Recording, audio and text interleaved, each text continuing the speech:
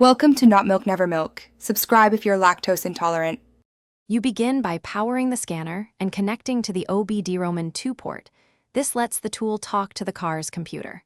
Once connected, make sure the ignition state matches the scanner prompts so modules wake up.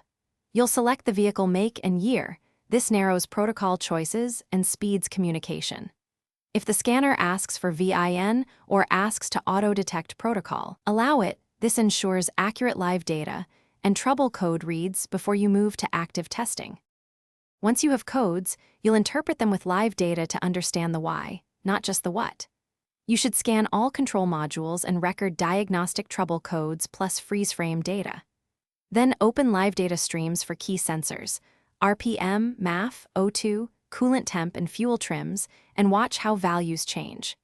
If a value is erratic, enable graphing or logging so you can compare idle versus simulated load. That makes intermittent faults and dependency failures visible and actionable. Now you act on diagnostics. Run component tests or bidirectional commands to confirm parts before replacing them, because swapping without verification wastes time. Once repaired, clear codes and rescan, then perform a road test or reproduce the load conditions to verify the fault is gone. If the same codes return, double-check wiring, grounds, connector corrosion, and confirm the scanner firmware is current. Bad data or outdated protocols often cause false positives and Thanks for watching. If this was helpful, leave a like and consider subscribing. See you next time.